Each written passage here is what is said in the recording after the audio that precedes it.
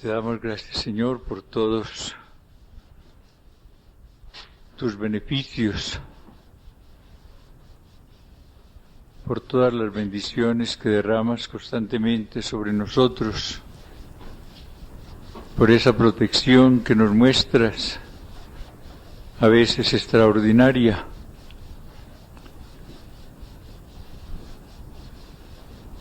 Señor, que cada día te conozcamos mejor. Te conocemos muy poco porque conocemos muy poco tu amor. Y te conoceremos en la medida en que descubramos tu amor y creamos en él. Aquí estamos, Señor, delante de ti, con el deseo de recibir tu gracia,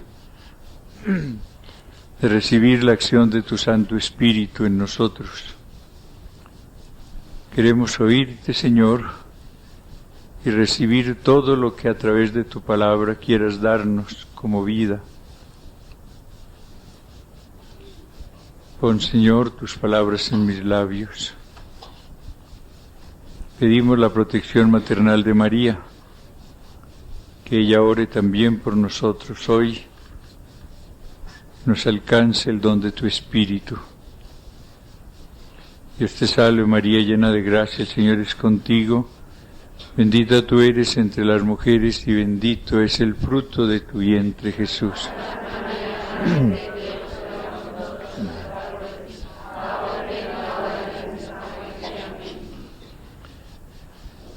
Vamos a detenernos ahora un poco en el capítulo 6 de San Juan. Allí el evangelista nos describe primero la multiplicación de los panes, del pan material, y luego nos narra lo que el Señor hace después y nos transcribe ese maravilloso discurso que hace el Señor sobre el pan de vida, que es Él. Sobre ese pan de vida, pan bajado del cielo, que constituye nuestro alimento. Mi carne, dirá Él, es verdadera comida, y mi sangre verdadera bebida. El que come mi carne y bebe mi sangre, en mí mora y yo en él. Alguna reflexión primero corta sobre la multiplicación de los panes. Después de esto se fue Jesús a la otra ribera del mar de Galilea, y mucha gente le seguía porque veían las señales que realizaba en los enfermos. Subió Jesús al monte y se sentó allí en compañía de sus discípulos. Es importante este detalle,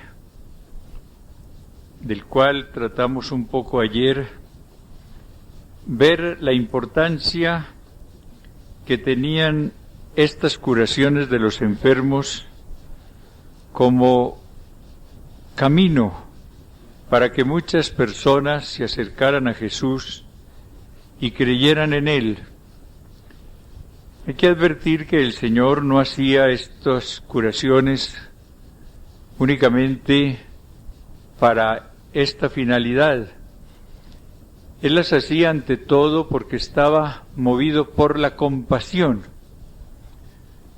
San Mateo, cuando habla de estas curaciones, cita el texto de Isaías, cómo el Señor cargó sobre él nuestras dolencias, tomó sobre sí nuestras enfermedades. Él es un ser lleno de amor, de bondad, que se conmueve cuando ve el dolor. Por eso cuando veía a un enfermo, pues se conmovía. Y esta compasión lo movía, claro está, a curar. Pero estas curaciones eran también el medio para que las personas empezasen a creer en Él. Cuando leímos la conversión del agua en vino, vimos cómo nos dice San Juan que esta señal sirvió para que creyesen en él sus discípulos. Ojalá en la Iglesia Católica le diéramos más importancia a estas señales que deben acompañar nuestro ministerio, nuestra predicación. No cabe duda de que tenemos una doctrina maravillosa. La doctrina de la Iglesia Católica es verdaderamente admirable. Basta ver, por ejemplo, la riqueza doctrinal del Concilio Vaticano II. Esa es una mina que uno encuentra cada vez más rica. Vemos lo que han sido estos documentos de los romanos pontífices, sobre todo los de este siglo. Esas encíclicas maravillosas, pues ya de León XIII, en el siglo pasado y en comienzos del presente, las de Pío X, las de Pío XII, esas maravillosas exhortaciones y catequesis de Pablo VI, lo de Juan XXIII y ahora esa doctrina maravillosa del Papa Juan Pablo II. Pero yo creo que falta en la Iglesia el que esa doctrina, esa evangelización, esté más acompañada de señales. En el Evangelio de San Marcos, al final, dice el evangelista: con esto el Señor Jesús, después de hablarles, fue elevado al cielo y se sentó a la diestra de Dios. Ellos salieron a predicar por todas partes, colaborando el Señor con ellos y confirmando la palabra con las señales que la acompañaban. ¿Por qué tenía tanta fuerza esa predicación de los apóstoles? Porque como la de Jesús estaba acompañada de señales: conversión de pecadores, curación de enfermos, liberación de oprimidos, en fin, señales de distinta índole. Nosotros ojalá pidamos mucho que en la Iglesia aparezcan muchas señales, que el Señor multiplique estos carismas, que Él los reparte como quiera, pero que vayan apareciendo las señales en sacerdotes, en religiosas, en seglares, en apóstoles de toda índole. No se trata de buscar lo maravilloso, se trata de buscar algo que está en el plan del Señor, la manifestación de su presencia en esa doctrina, para que el hombre, al oír una palabra del Señor y verla acompañada de señales, pues se convenza más fácilmente, encuentre al Señor más fácilmente. Por eso la importancia que debemos darle a los carismas, que son, como dice el Concilio Vaticano II, muy útiles para el crecimiento de la Iglesia. El Concilio dice que debemos apreciar los carismas, tanto los ordinarios como los extraordinarios, dice, porque todos son muy útiles para el crecimiento de la Iglesia.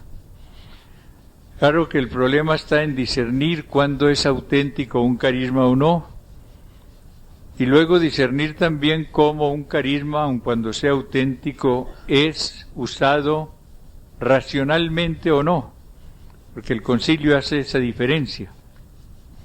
No solamente distinguir el carisma auténtico del que no lo es, sino también la manera como se está empleando el carisma, si se hace de una manera debida o indebida. Que hay personas que tienen carismas verdaderos, pero a veces los emplean de una manera indebida, y entonces viene el mal, viene la desorientación. El demonio es muy astuto.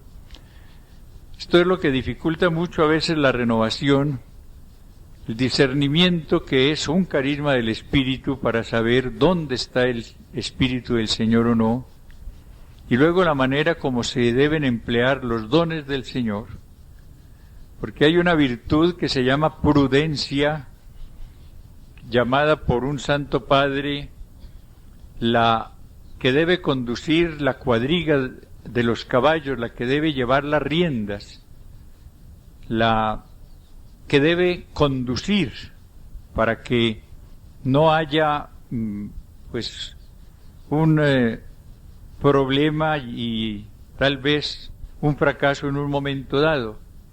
Cochera de las virtudes, llamaba este Santo Padre a la prudencia. Hay un carro tirado por varios caballos, se necesita un cochero que esté llevando bien las riendas, para que un caballo no coja para un lado y el otro a la izquierda y el carro se desbarate y venga un fracaso. Es lo que falta con frecuencia.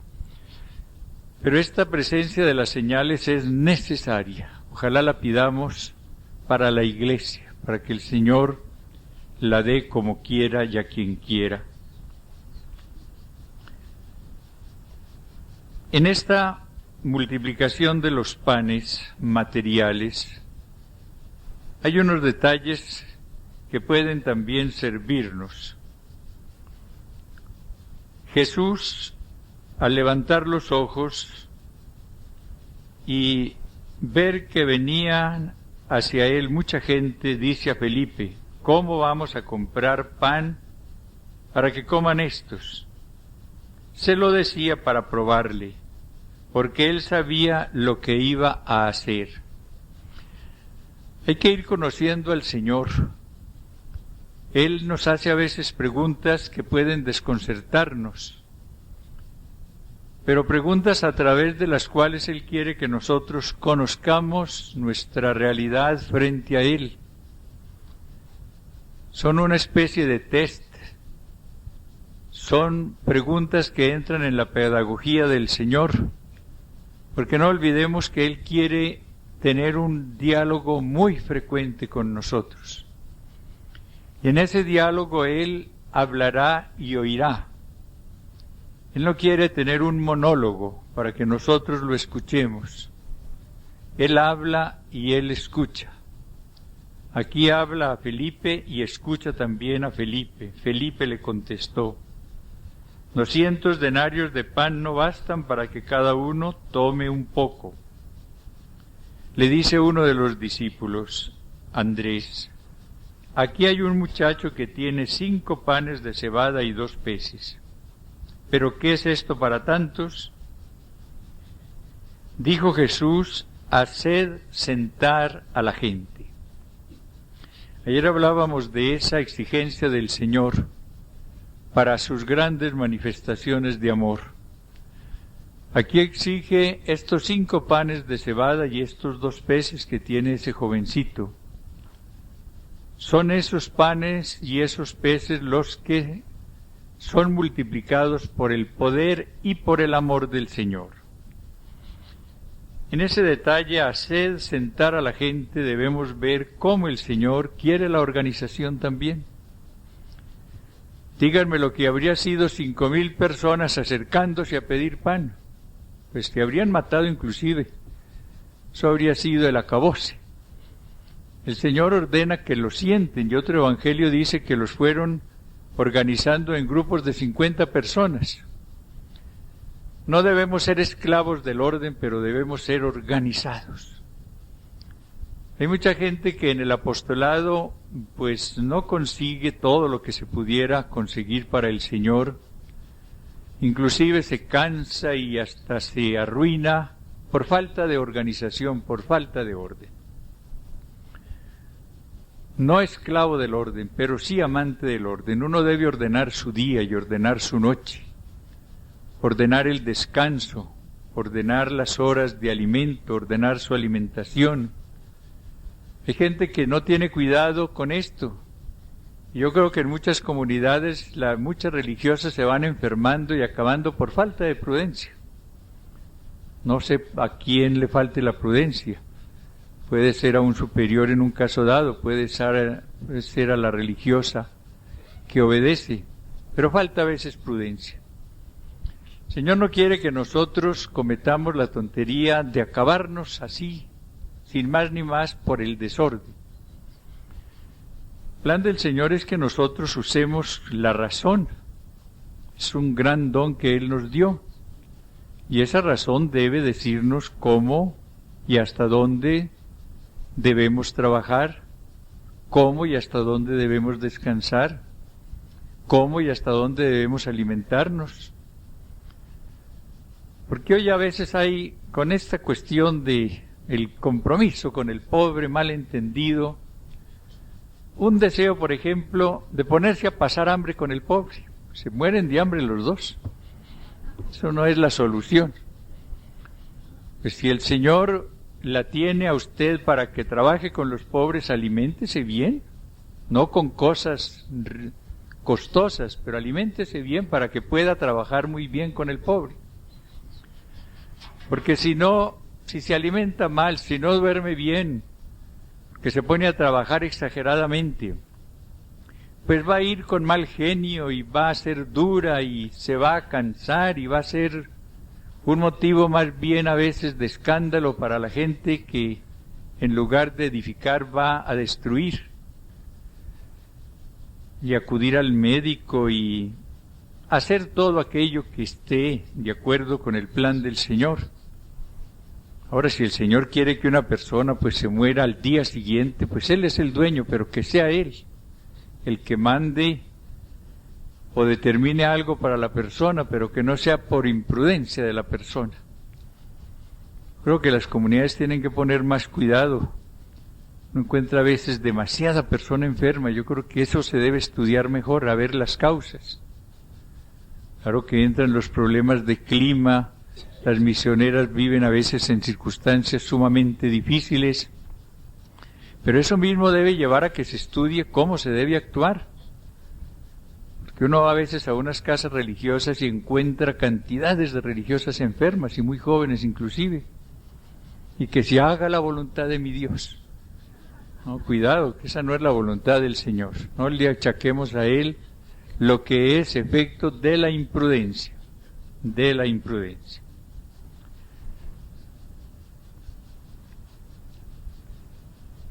Tomó entonces Jesús los panes y después de dar gracias los repartió entre los que estaban recostados, y lo mismo todo lo que quisieron de los peces.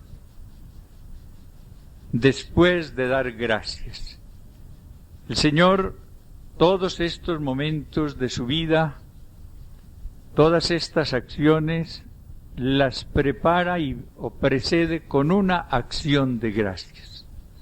Lo mismo hará después cuando va a instituir la Eucaristía, dando gracias. La gratitud es la gran necesidad del cristiano. Sed agradecidos. Es el lema que da San Pablo. Y la gratitud, recuerdo mucho la frase de mi rector de seminario, es la llave de oro para abrir los tesoros divinos. Si ustedes quieren recibir más, sean muy agradecidas. No sean las personas que viven únicamente quejándose por lo que no tienen. Hay gente que no sabe sino ñarrear, quejarse. La gratitud jamás. Me parece que eso es lo normal, lo debido. O a veces, como dice un autor, la persona lo que tiene es la quejabanza, una palabra compuesta de queja y alabanza. Gente que a raticos alaba, pero la mayor parte del tiempo lo pasa quejándose, la quejabanza. Ojalá evitemos la quejabanza y la cambiemos por la alabanza. En la renovación espiritual carismática, uno de los frutos más manifiestos en el campo de la oración es la importancia que la persona que va siendo invadida por el Espíritu del Señor le da a la alabanza.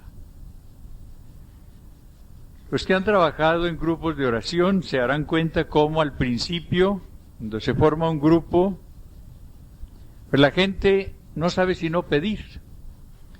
Y son grupos de petición. No hay que suprimirlos por eso. La gente está ya orando y el Señor quiere también que pidamos. Él nos dice, pedid y recibiréis, buscad y hallaréis, tocad y se os abrirá. Y Él mismo nos enseñó a pedir en el Padre Nuestro. Pero hay que enseñarle a la gente cómo antes de pedir debe alabar. Y cómo lo principal que debe hacer en el grupo debe ser alabar y agradecer. San Pablo dice que vuestras peticiones estén acompañadas de acciones de gracias. A la gente hay que educarla y uno tiene que educarse primero. Uno debe ser culto con el Señor. Se acerca uno al Señor para pedirle como a su Padre, pues la buena educación ordena que antes le dé gracias por todo lo que le ha dado ya.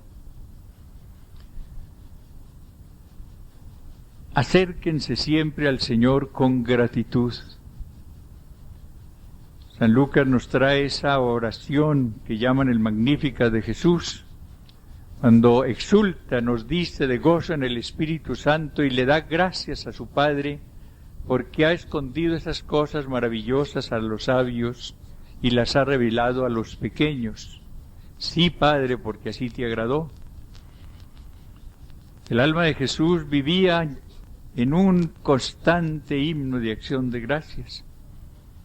Nosotros debemos agradecer mucho al Señor, ir descubriendo manifestaciones de su amor en cada detalle, a cada paso, para vivir también como María con un Magnificat en los labios, pero ante todo en el corazón. Ha hecho en mí cosas grandes el Todopoderoso. Mi alma proclama la grandeza del Señor. La gratitud, lo que hace Jesús.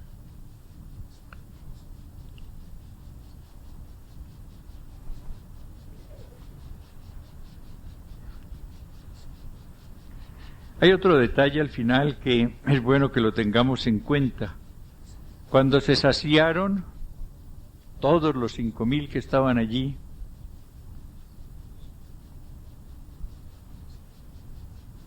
dice a sus discípulos, recoged los trozos sobrantes para que nada se pierda. Lo recogieron y con los trozos de los 5 panes de cebada que sobraron, a los que habían comido, llenaron 12 canastos. No dirá, pero qué bobada, pues ya la gente había comido hasta saciarse. Había sobrado, sí. ¿Para qué ponerse en esa tarea de recoger lo que ha sobrado? El Señor quiere que nosotros no desperdiciemos nada. En la pobreza bien entendida hay que tener cuidado con ese aspecto de nada, de no desperdiciar nada, ni la luz, ni el agua, ni los objetos que se nos han dado. Esto es muy importante para nosotros y ojalá inculquemos esta visión, porque estamos en una sociedad de consumo donde se van botando las cosas aún útiles para poder consumir más. Es lo de la propaganda. Entra todo ese mundo llamado de los desechables. El pañal desechable y el vaso desechable y todo lo desechable, y la gente va botando cosas que ojalá las tuvieran los pobres. Estos vasos, por ejemplo, de plástico. Que tomé un poquito de agua y a botarlo a una cesta. ¿Cuánto gozaría el pobre con ese vasito que no tiene? Y uno puede a veces malgastar las cosas. No se trata de tacañería, que es una cosa muy distinta. Se trata es de una auténtica pobreza que consiste en usar los dones de Dios con gratitud de acuerdo con las necesidades y educar a la gente. ¿Cuánta riqueza se pierde diariamente por esto? El Señor es muy sabio y por algo dio esa orden. Recoged los trozos sobrantes para que nada se pierda. Eso que le sobra a los unos le falta a los otros.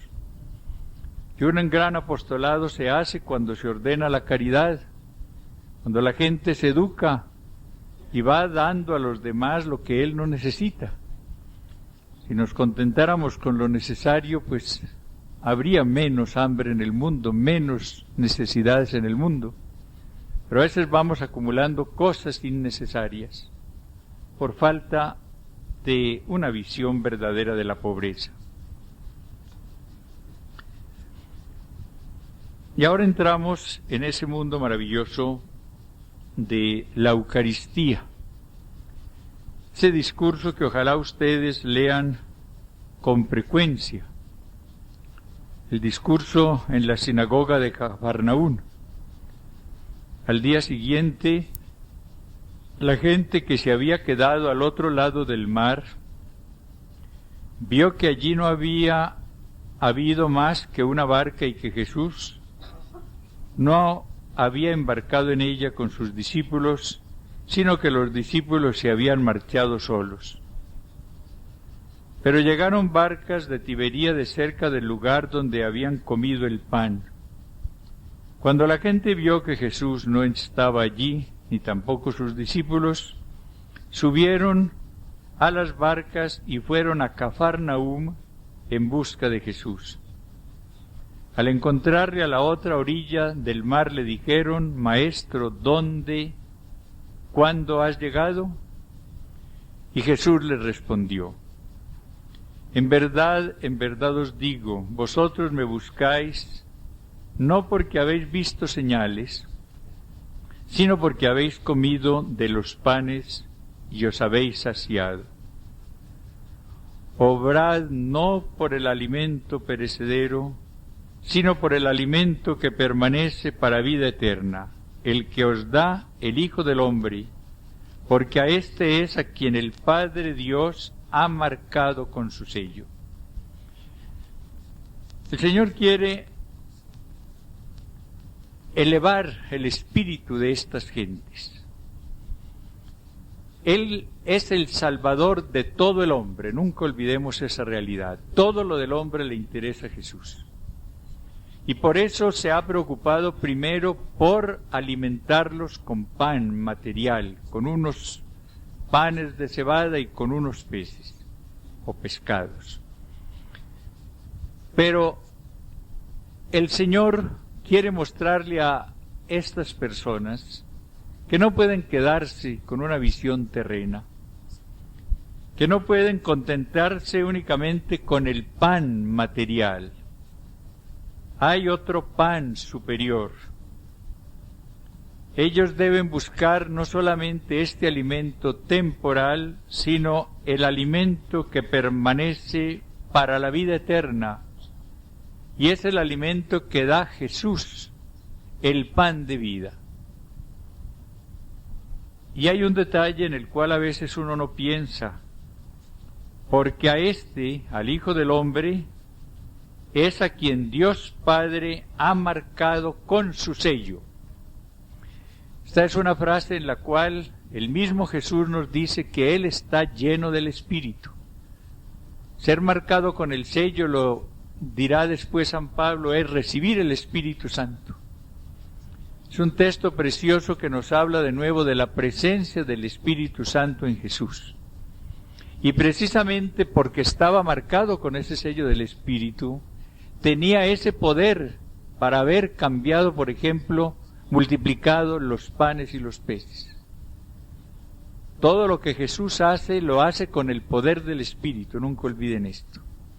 De Él salía un poder que sanaba a todos. Todo poder se me ha dado en el cielo y en la tierra. Un poder con el cual podía multiplicar panes. Todo lo hacía con un poder que se llamaba el Espíritu Santo. Y no olviden que ese poder es el que el Señor quiere después dar a su iglesia. Cuando ustedes leen las palabras del Señor antes de la ascensión, quizás no se han detenido a pensar en esto.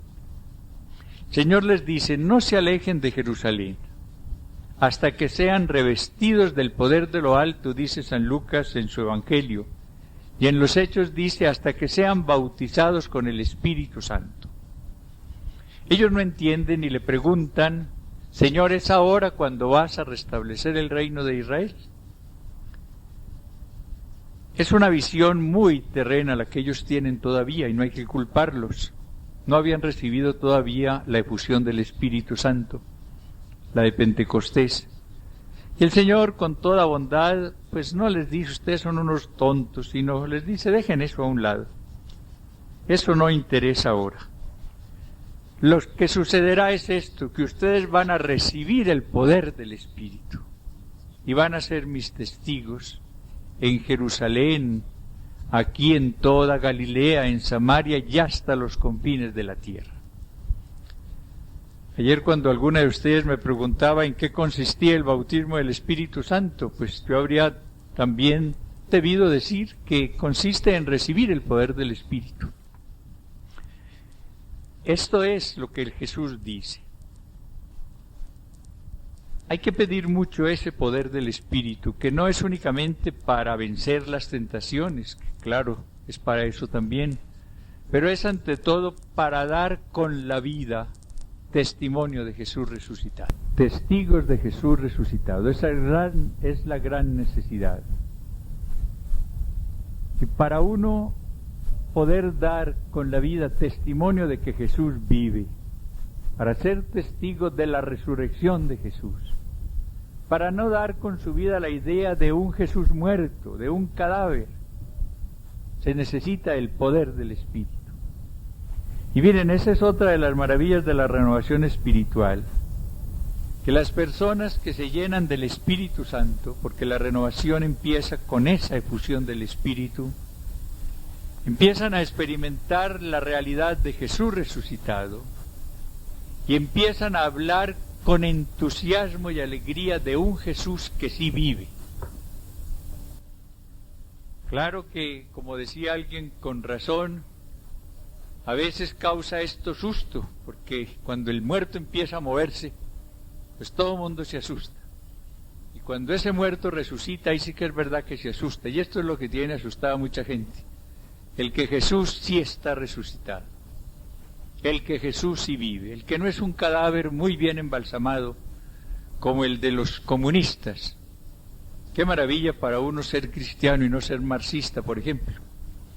Los pobres marxistas tienen a sus jefes muy bien embalsamados, pero no más. En tanto que nosotros sabemos que Jesús vive. Y ese es el gran anuncio que hay que dar. Él es el pan de vida, el que vive, el resucitado, el que está con nosotros.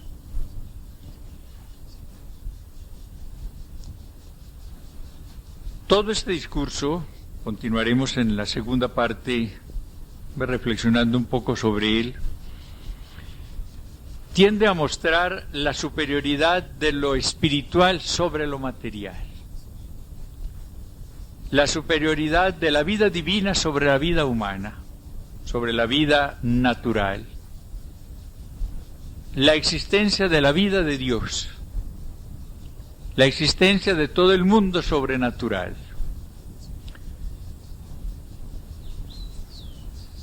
Hoy hay una gran necesidad, y es la de ir mostrando al mundo todas las riquezas del orden sobrenatural. ¿Por qué? Porque el avance científico como que va copando la capacidad admirativa del hombre, y las personas se van embelesando cada día más con lo que van descubriendo. Ahora están con todo este mundo de la cibernética, por ejemplo, con todo este mundo de los computadores, cada día nuevas maravillas. Y frente a esa cantidad de muñecos, frente a esa vitrina de juguetes, el hombre fácilmente se olvida de Dios y de las grandes realidades sobrenaturales.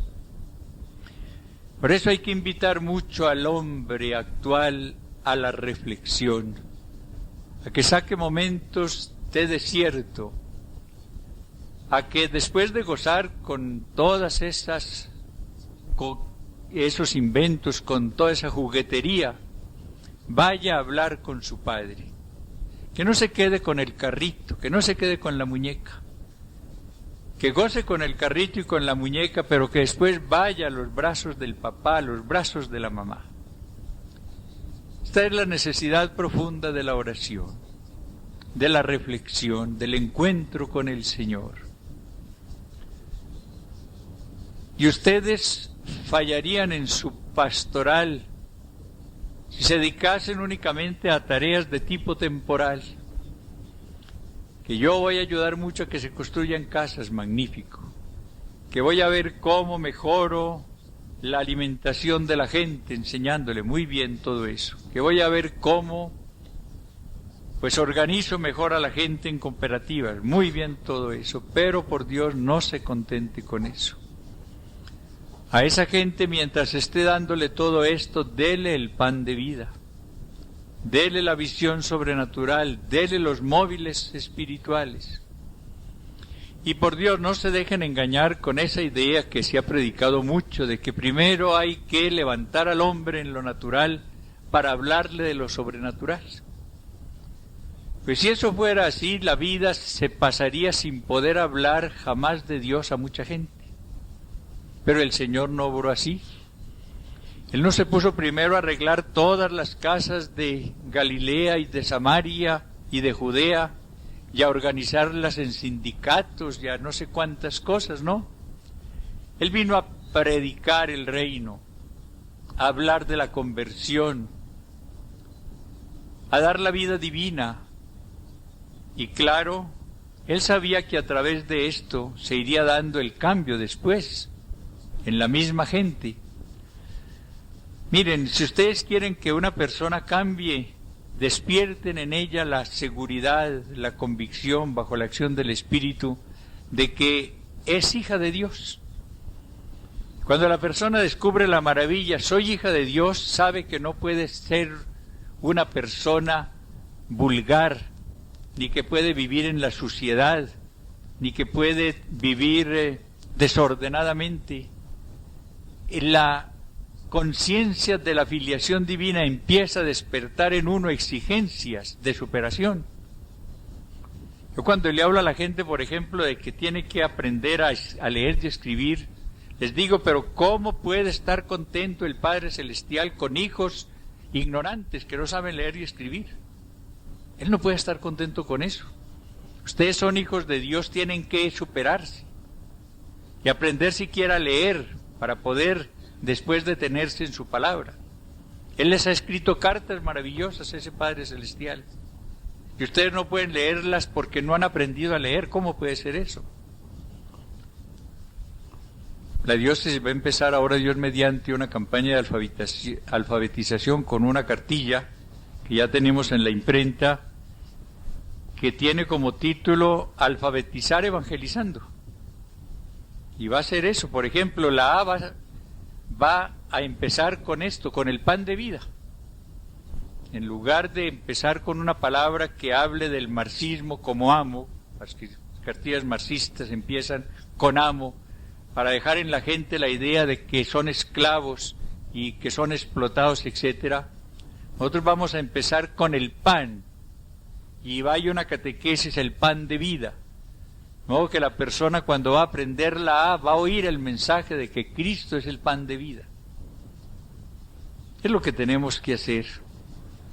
Hablar más del Señor y de lo suyo. Descubrir todas estas riquezas de lo sobrenatural.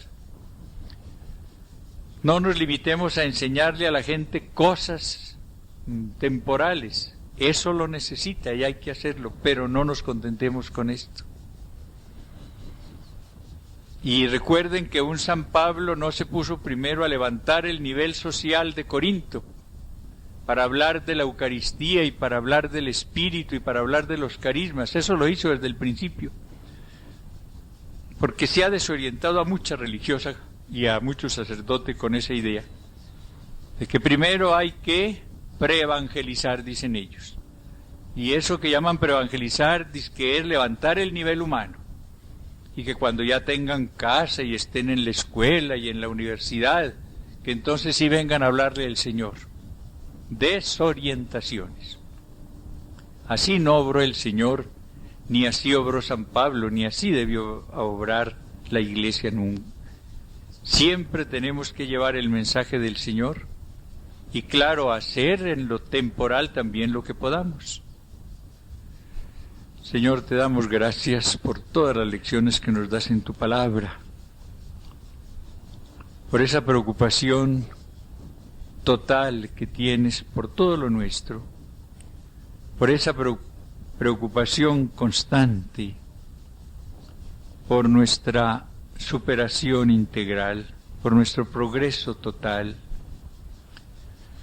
Haz, Señor, que empecemos a descubrirte en todo, a agradecer todos tus beneficios y que descubramos, Señor, con tu luz todo ese mundo maravilloso del Espíritu en el cual quieres introducirnos, Señor.